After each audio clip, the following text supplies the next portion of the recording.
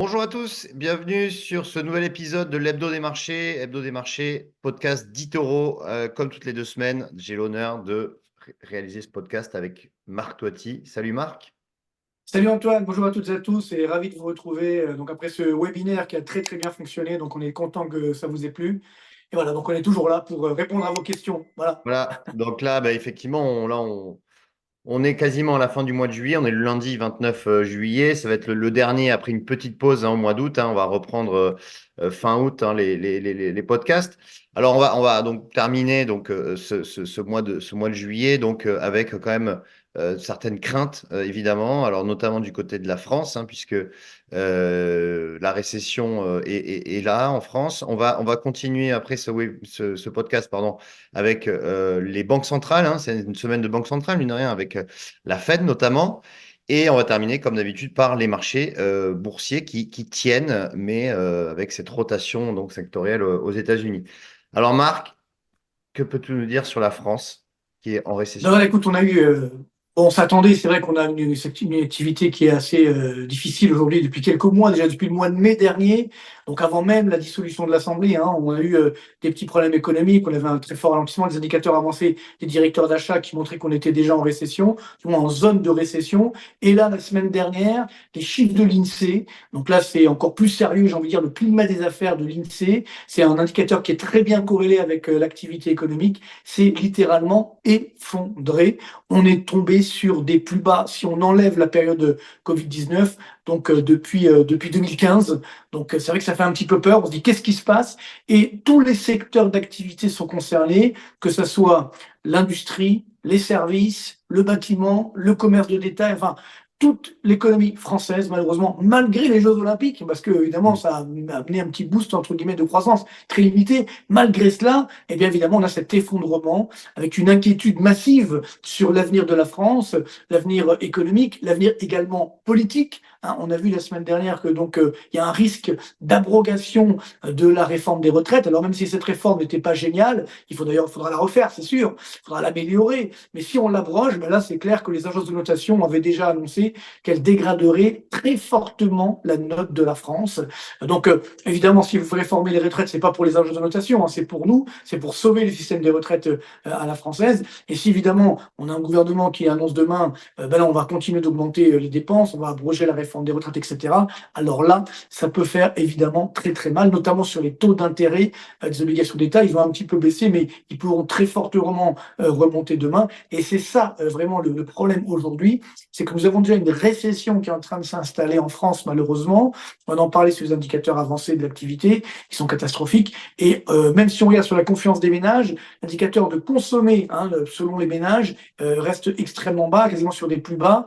Et donc, ce qui veut dire que là aussi, la consommation va rester très faible. Donc, entreprises, elles sont très inquiètes, donc pas beaucoup d'investissement, voire baisse de l'investissement, consommation en baisse, ça veut dire que la récession s'installe. Et donc, on a eu également un chiffre la semaine dernière sur le chômage qui est reparti à la hausse. Ça veut dire plusieurs mois qu'il augmente, mais là, on est reparti sur un plus haut depuis octobre 2022 sur le nombre de chômeurs de catégorie A, encore une fois, donc sans parler des autres. Donc, ce qui veut dire que là aussi, c'est inquiétant. C'est-à-dire que si les entreprises, évidemment, sont inquiètes, il y a de la récession, il y a du chômage derrière, et donc le chômage va évidemment continuer encore d'augmenter demain. Donc, c'est vrai que la situation française, malheureusement, on est en plein Jeux Olympiques, donc on a envie de voir uniquement le nombre de médailles.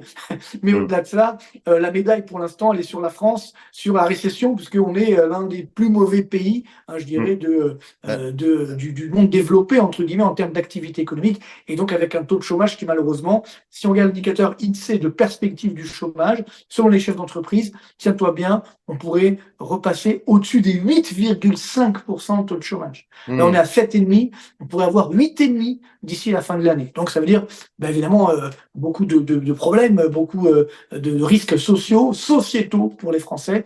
Donc malheureusement, après les JO, ça sera peut-être le chaos. Enfin, on va voir ça en tout cas, mais je suis quand même très inquiet malheureusement pour l'économie française parce qu'on ne voit pas d'issue. C'est ça tout le problème. On se dit, bon, comment on va s'en sortir? Parce que globalement, il n'y a pas de gouvernement, peut-être qu'il y aura une union très large, mais comment va-t-on prendre des mesures? Ça paraît, on va vivre, je pense, quelques trimestres assez compliqués malheureusement, et peut-être qu'il faut en passer par là, c'est-à-dire toucher le fond de la piscine et peut-être rebondir ensuite. Ça sera peut-être la solution. Mais pour l'instant, c'est vrai qu'on y a de quoi être très très inquiet sur l'économie l'économie française. Alors justement, il y a quand même une zone géographique où c'est plutôt l'inverse, c'est les États-Unis, hein, puisqu'on a Ouais. eu un PIB américain en première estimation hein, qui est ressorti à plus 2,8% contre 2,1% attendu. Donc c'est quoi la consommation qui fonctionne bien aux États-Unis? Eh ben, en fait, si tu veux, tous les moteurs sont là. Tu regardes la Ouais. consommation des ménages, l'investissement des entreprises, des ménages, même les exportations, elles ont augmenté. Il y a eu également un peu de formation de stock, il y a eu également un petit peu de consommation publique, bon, ça c'est classique.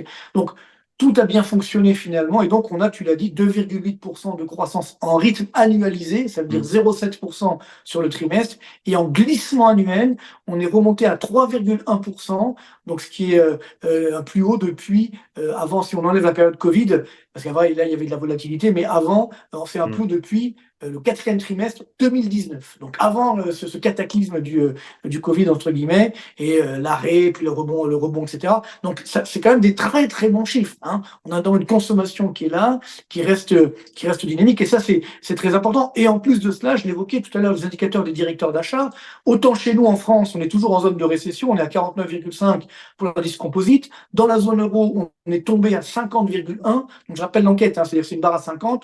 Au-dessus, c'est la croissance. En deçà, c'est la baisse de l'activité. Donc là, dans la zone euro, au total, on est à 50,1, donc pile à la frontière. Alors qu'aux États-Unis, ça a encore augmenté. On est à 55. Donc, Mm. on est largement au-dessus de la barre des 50.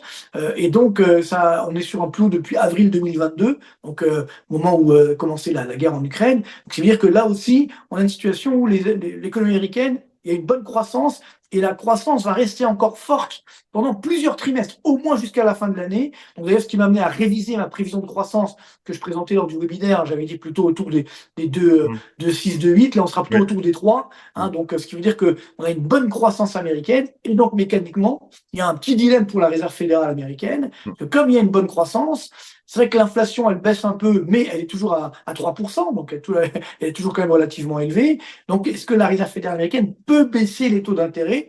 Là, elle s'est réunie cette semaine, donc ça, c'est sûr, elle ne va pas le faire. Cette Il semaine, c'est faudra sûr que regarder non. le, Mm. voilà, on va regarder quand même le discours de Jerome Powell, parce qu'en fait, soit elle le fait au mois de septembre, soit après, ça sera en fin d'année, parce Mm. qu'ensuite, il y a les élections, et donc l'élection présidentielle américaine, et donc, généralement, elle ne va pas intervenir juste avant les élections. Donc, moi, je pense qu'elle pourrait décaler encore jusqu'à la fin de l'année. Mm. Enfin, on verra les chiffres hein, d'ici le mois de septembre. C'est sûr que si l'inflation repart encore un petit peu à la hausse aux États-Unis, bien là, à ce moment-là, avec la forte croissance qu'on a, on a toujours un taux de chômage à 4,1%, donc c'est toujours le plein emploi, des salaires qui augmentent de plus de 3% par an, donc c'est quand même une bonne situation économique. Donc baisser les taux d'intérêt, c'est envoyer un signal un peu bizarre. Hein. Donc même si la bourse ne va pas si bien que ça aux États-Unis, après les sommets, donc c'est un petit peu logique, mais néanmoins, je pense que la Réserve fédérale aujourd'hui, elle doit maintenir les taux d'intérêt donc à 5,5, peut-être les baisser donc en décembre, pour justement montrer qu'elle veille au grain, qu'elle ne laissera pas filer encore une fois l'inflation.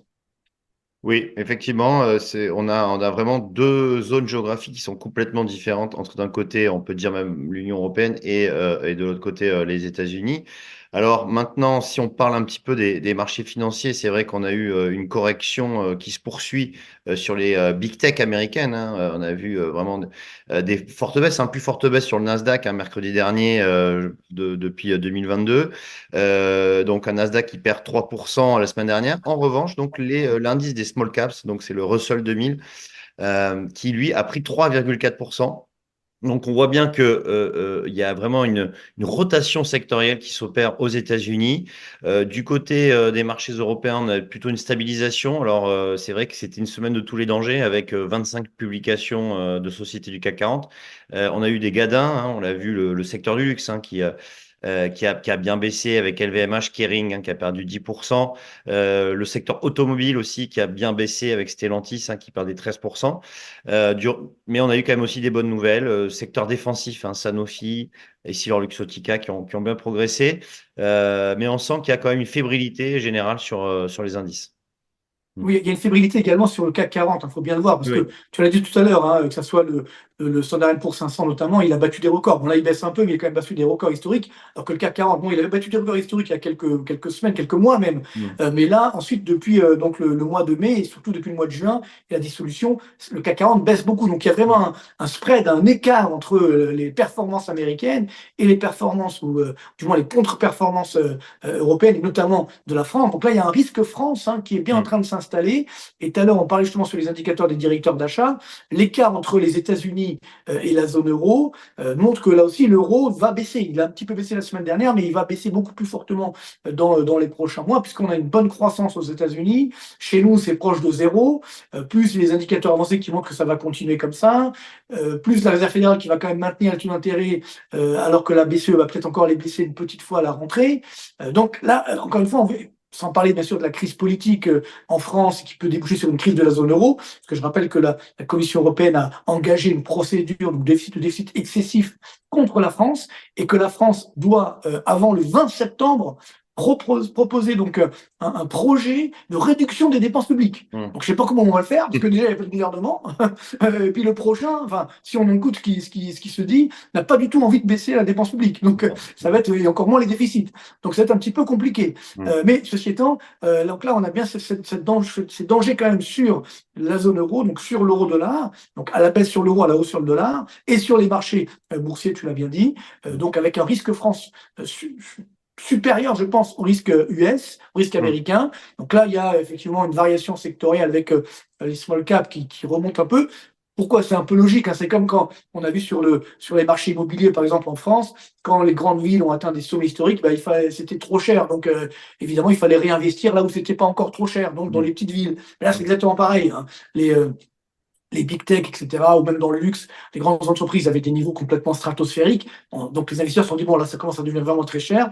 Qu'est-ce qui n'est pas cher? Voilà, des petites entreprises, entre guillemets, ou des moyennes entreprises. Et c'est là que les investisseurs ont été investir, d'où cet écart. Mais je pense que globalement, on risque d'avoir un atterrissage en douceur des marchés boursiers américains.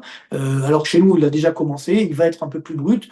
Mm. Après, on verra bien sûr la rentrée, ce qui va se passer notamment en France. Je pense que vraiment la France, ça sera un élément clé. Donc, on l'évoquait encore la semaine dernière dans le webinaire, c'est que la volatilité va rester extrêmement forte C'est sur les ça. marchés boursiers. Ça va rester les montagnes Mm. russes. Comme on l'a dit d'ailleurs depuis le début de l'année, c'est exactement ce qui s'est produit. Tu l'as dit, il y a eu quand même des très fortes baisses la semaine dernière, donc c'est quand même costaud. C'est-à-dire que Mm. quand ça s'ajuste vraiment à la baisse. Donc, si on sait naviguer comme ça, il faut le faire. Sinon, mieux vaut être prudent, prendre régulièrement ses bénéfices pour éviter justement d'avoir des mauvaises surprises. Quand on a gagné 15, 30, 40 ou Mm. 50% sur une valeur, bon, il faut savoir prendre ses gains également, parce que là, je pense que la volatilité va rester très forte, notamment à la rentrée, avec le risque France, avec le risque zone euro au sens Ouais, large. et historiquement, en plus, on rentre dans une période, août, septembre, qui sont plutôt négatifs, hein. La saisonnalité est plutôt mauvaise, légèrement, on va dire, négative pour les marchés. Il y aura moins de volume, donc des risques de forts à-coups, forte volatilité. Donc, effectivement, plutôt être prudent au mois d'août et attendre voilà, la rentrée pour peut-être faire une rotation de portefeuille ou des arbitrages. Par expérience, c'est vrai que le mois d'août est toujours très compliqué, très Oui, volatile. Alors bon, des fois ça se passe bien, mais généralement, généralement, c'est un mois justement, négatif. ça va, c'est Mm. c'est très très volatile. Il y a souvent même des fois des erreurs qui sont faites, etc. Bon, Oui, donc les fameux comme il n'y a pas fat beaucoup de volume, tu fingers. l'as bien dit. Voilà, c'est les stagiaires qui appuient sur les mauvais Ouais, boutons. qui Ça peut appuie. être dangereux. Voilà. Hmm. Donc, faire attention. Et puis surtout, il y a peu de volume. Donc, les Voilà. mouvements vont être de grande amplitude. Hmm. Donc, il faut quand même rester assez prudent, bien entendu. Et puis, on verra quand même plus clair à la rentrée. Moi, j'ai envie de dire, c'est pas grave d'ailleurs si on a vraiment une crise claire en France, dans la zone euro, ça repartira ensuite. Mais là, le Hmm. problème, c'est l'incertitude, il y a une instabilité, on ne sait pas trop, on navigue à vue. Donc, c'est pas sain pour les marchés boursiers. Donc, mieux vaut qu'on passe cette étape. Je pense que ça va arriver évidemment à la rentrée en espérant qu'on la passera pas trop mal, hein, on peut, Hmm. on peut le souhaiter en tout cas. Et donc à ce moment-là, on pourra repartir sur des bases plus saines sur les marchés boursiers Hmm. pour la fin d'année 2024. Bon, mais écoute, ça sera le mot de la fin. Merci Marc. Merci à toi. Et alors, bonnes vacances. Je crois c'est ça, tu me disais qu'on a une petite trêve, c'est ça, On a une petite trêve, oui, on va reprendre estivale. probablement le lundi 26 août. D'accord. Voilà, dans 3 semaines. Et d'ici là, eh bien, prudence, je pense que c'est le maître mot. Et profiter de l'été et des Jeux Olympiques, hein, bien sûr, parce qu'on a la chance que ce soit en France. Voilà. Ah non, on peut dire que si jamais il y a quelque chose de grave qui se passe, je pense qu'on fera quand même une petite chronique. Qu'est-ce que t'en penses, Oui, oui, oui, Antoine? effectivement. Hein? Oui, oui, En tout non. cas, moi, je resterai fidèle sur la Ouais, chaîne YouTube, je serai on peut là dire que cet s'il y a été, vraiment un parce que gros s'il y a vraiment mouvement, un truc important, tout et à c'est fait, possible, hein, malheureusement, tout je à pense fait, qu'il oui, faut oui, être bien là sûr. quand même parce Non, qu'on non, est, bien sûr, on peut faire on voit bien ça, entre guillemets, petit quelque chose, effectivement, s'il y a vraiment de la news importante, on la commentera, bien évidemment. avec Voilà. plaisir. Bon, ben, passez de un bel été et puis à très Bon bientôt. été, à très bientôt. Salut. Bonne continuation, ciao.